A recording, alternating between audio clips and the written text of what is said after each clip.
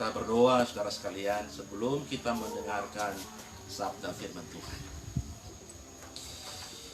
Terpujilah Allah Bapa dalam sorga, Bapa dalam nama Tuhan kami, Yesus Kristus Putra Allah yang hidup. Di hari ini, di saat ini, kami bersyukur, bersuka cita, karena anugerah-Mu sungguh luar biasa atas kehidupan kami. Menuntun dan memelihara seluruh hari-hari kehidupan kami. Terus mewah di saat-saat yang sulit melanda dunia saat ini. Namun kami masih ada sampai hari ini menikmati pemeliharaan Tuhan dalam kehidupan ini. Dan sampai hari ini Tuhan tiba saatnya kami ada di hadapan Tuhan, memuji, mengagungkan Engkau Tuhan dalam persekutuan ibadah di saat ini. Dan hari ini dan saat ini Tuhan, kami akan mendengarkan firman-Mu. Firman yang akan menguatkan kami. Firman yang akan meneguhkan iman kami. Mari ya Roh Kudus-Mu, tolong kami menuntun pemberitaan firman Tuhan ini, membuka akal pikiran kami, supaya firman Tuhan ini tidak berlalu dengan sia-sia. Dalam nama Yesus, kami membuka hati dan seluruh kehidupan kami untuk siap Engkau berbicara kepada kami di saat ini. Amin. Selamat pagi dan shalom bagi kita semuanya. Saudaraku, saat ini dimanapun saudara berada. Pembacaan firman Tuhan yang telah kita dengarkan tadi diberi perikop perumpamaan tentang lalang di antara gandum. Firman Tuhan ini hadir ketika Yesus berbicara kepada para murid dan beberapa orang tentang hal kerajaan sorga. Bahwa hal kerajaan sorga itu diumpamakan dengan benih yang ditaburkan oleh seorang penabur yang jatuh ke tanah. Benih itu tumbuh dan benih itu menghasilkan buah. Proses benih yang tertabur jatuh ke tanah sampai kepada benih itu menghasilkan sesuatu yang baik, itu memerlukan suatu proses yang panjang. Alkitab hari ini berbicara kepada kita bahwa ketika benih itu ditaburkan oleh sang penabur itu, penabur ini adalah Allah itu sendiri atau Yesus itu sendiri, dan benih itu adalah berbicara tentang kerajaan Allah. Dan benih dalam firman Tuhan ini ada benih yang baik dan juga ada benih yang jelek atau benih yang buruk. Benih yang baik itu berbicara tentang anak-anak kerajaan Allah, dan benih yang buruk atau benih yang jahat, benih yang tidak berguna adalah berbicara tentang manusia atau orang-orang atau anak-anak yang tidak pernah bertobat. Ladang berbicara tentang dunia ini atau tentang kehidupan kita atau hati kita. Dan ketika benih itu ditaburkan oleh sang penabur, saudara sekalian, Alkitab berbicara kepada kita bahwa ketika penabur itu tertidur, datang juga yang jahat atau iblis untuk meneburkan, atau musuh untuk meneburkan juga benih yang buruk. Jadi saudara sekalian, di antara benih yang baik yang ditaburkan oleh penabur yang baik, juga bersama-sama tumbuh juga benih yang buruk, tumbuh bersama-sama. Lalu kita akan bertanya, mengapa harus ditaburkan pada malam atau ketika sang penabur tertidur? Saudara sekalian, Allah memberikan kerajaan Allah, memberikan keselamatan, memberikan yang baik kepada manusia. Tapi pada saat yang sama juga, iblis atau kejahatan tidak tinggal diam. Pada saat yang sama ketika sang penabur tertidur, si iblis juga menaburkan segala sesuatu yang jahat. Maka benih yang baik dan benih yang buruk dari kejahatan ini tumbuh bersama-sama. Lalu kita berpikir begini, kalau begitu masalahnya adalah ketika penabur itu tertidur. Saudara sekalian, Tidur itu adalah hal yang wajar. Semua orang pasti tertidur.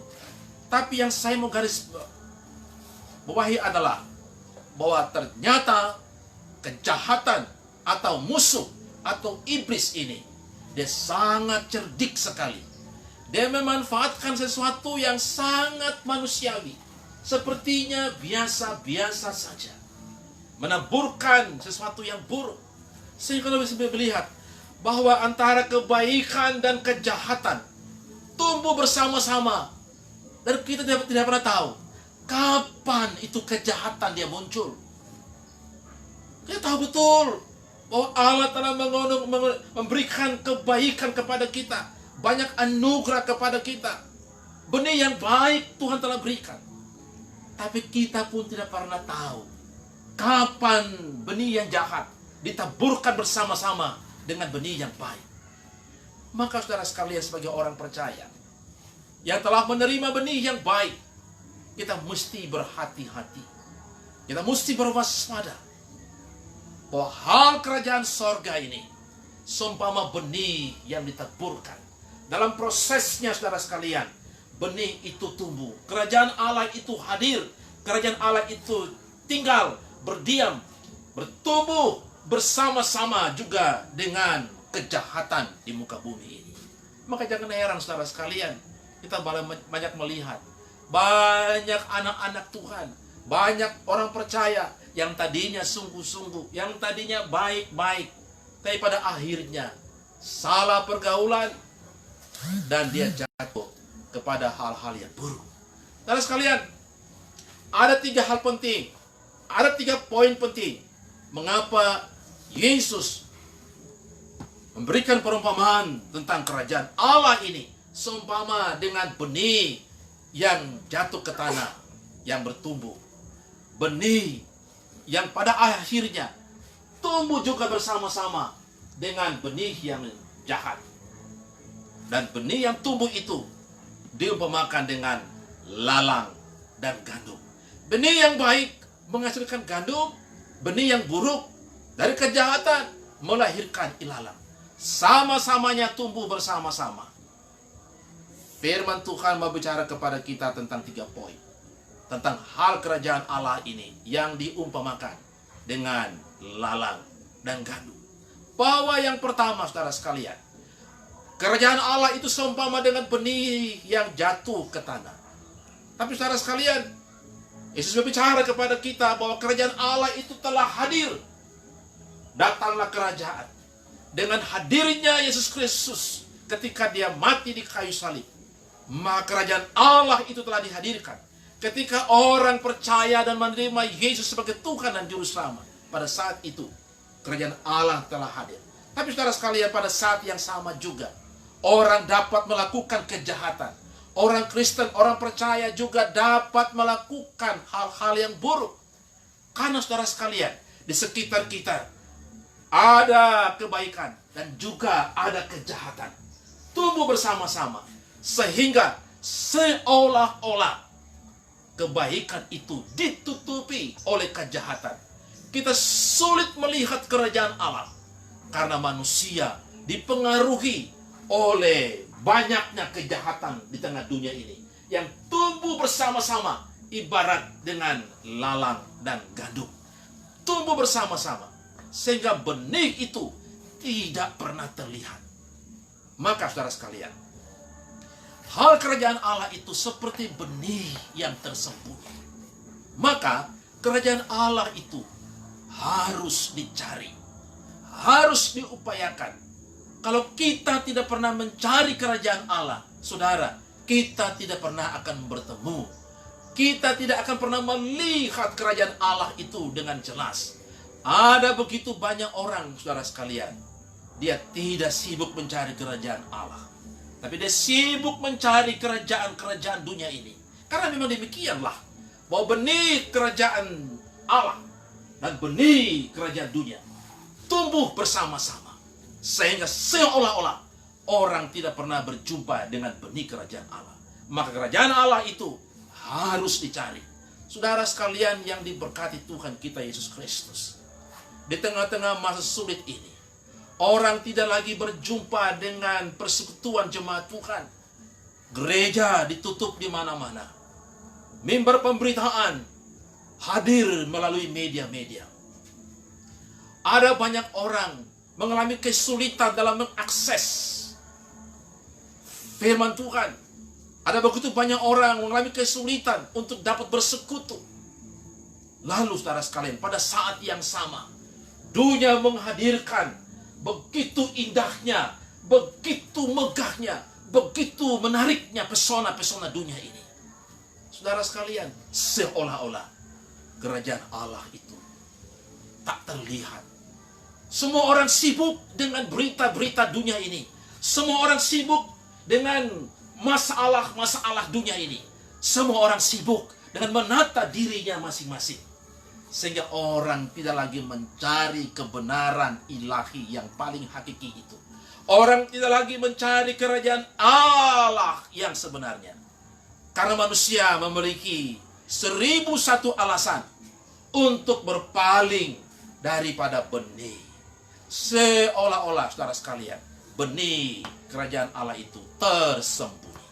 Maka hari ini yang pertama, Yesus mau berkata kepada kita bahwa kerajaan Allah itu, saudara, kita harus cari, kita harus mengupayakannya.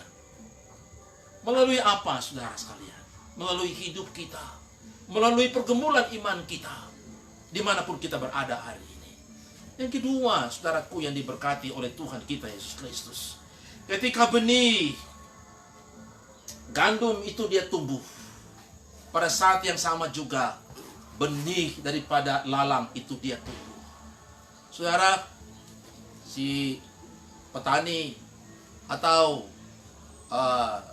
pekerja ladang itu berkata kepada sang pemilik ladang ini, supaya kalau boleh dicabut saja lalang itu.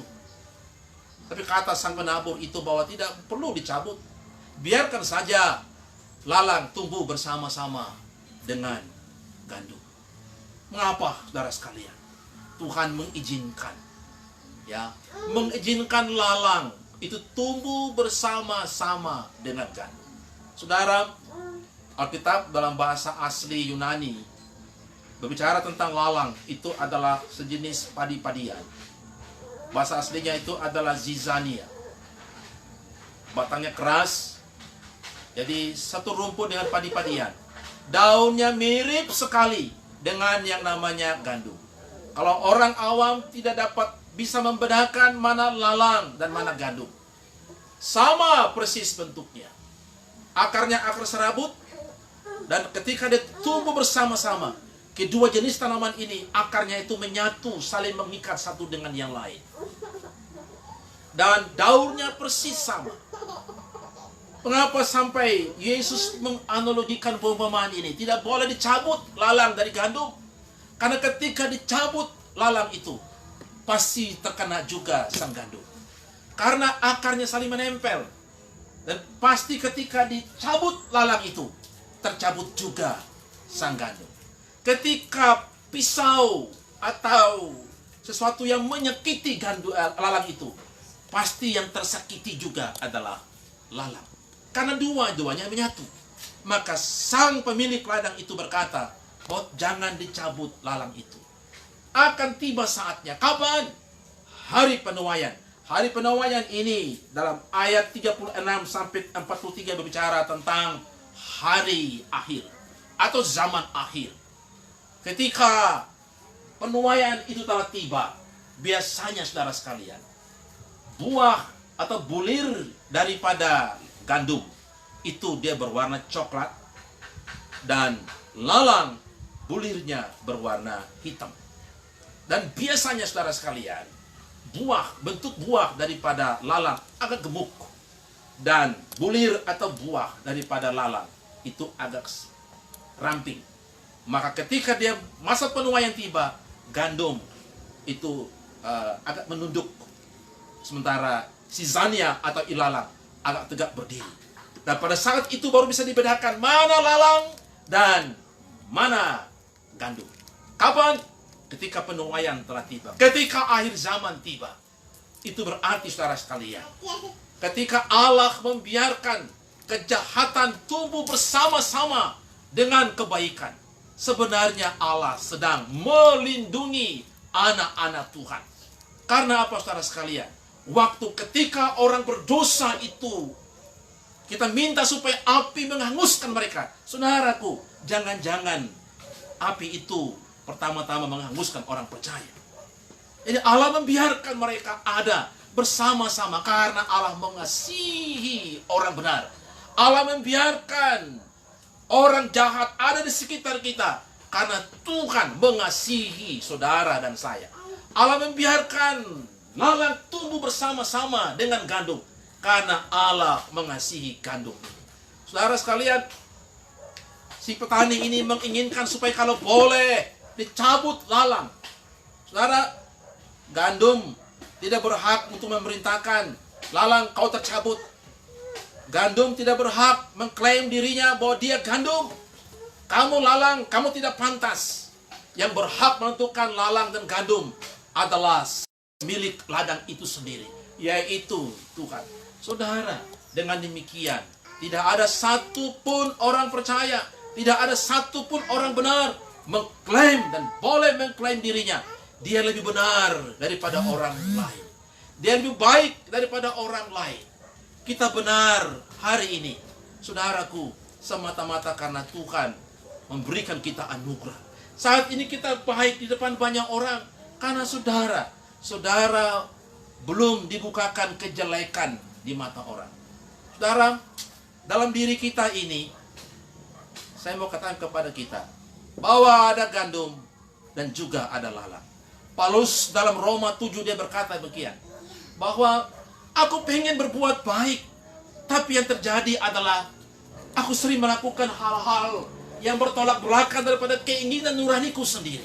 Bahwa ternyata dalam diri Paulus ada gandum, ada lalang. Maka jangan sekali-kali dipisahkan antara lalang dan gandum itu. Itu yang kedua, saudara sekalian. Karena Tuhan mengizinkan segala sesuatu terjadi. Karena dia begitu mengasihi orang benar. Dia mengasihi saudara dan saya. Yang ketiga, saudara sekalian, Tuhan membiarkan lalang itu ada karena Tuhan mau lalang itu tidak seterusnya akan mati sebagai lalang. Tuhan membiarkan lalang itu dia ada, terus tumbuh sampai pada akhir kiamat. Karena masih ada kesempatan untuk lalang itu jadi gandum. Itulah sebabnya, saudara sekalian, misi Tuhan terjadi. Matius 28, dia berkata demikian, ayat 16-20, pergilah, jadikanlah segala bangsa muridku, dan baptiskanlah mereka dalam nama Bapa, Anak, dan Roh Kudus. Misi itu adalah untuk merubah lalang jadi gandum. Misi itulah untuk merubah hal-hal yang buruk, hal yang binasa untuk diselamatkan. Untuk itu saudara dan saya dipanggil. Lalang dan gandum tidak dicabut hari ini. Tuhan mau pakai kita, saudaraku, yang hari ini gandum, mungkin juga besok jadi lalang. Hari ini engkau lalang, tapi tahukah saudara sekalian, satu kali kelak engkau juga akan jadi gandum. Kalau hari ini engkau jadi gandum, kita berdoa, satu kali kelak Tuhan pakai kita untuk mengubah lalang itu menjadi gandum nanti. Untuk itu, saudara sekalian, misi Tuhan dikerjakan di muka bumi ini. Kita hidup di tengah-tengah dunia ini, saudara sekalian. Allah telah memberikan anugerahnya, karya keselamatannya. Kerajaan Allah itu telah dihadirkan kepada kita. Untuk itu, kita harus mencarinya dengan sungguh-sungguh. Kita bertumbuh saat ini bersama-sama dengan kejahatan. Bersama-sama seperti gandum dan lalang itu. Karena Allah begitu mengasihi kita. Dia mau supaya kita ubah lalang itu menjadi gandum. Tuhan Yesus memberkati kita semuanya. Haleluya. Amin. Bapa di sorga, terima kasih Tuhan, hari ini Engkau sudah berbicara kepada kami lewat sabda firman Tuhan ini. Biarlah firman ini terus berbicara dalam kehidupan kami. Dalam nama Yesus kami sungguh berdoa. Amin.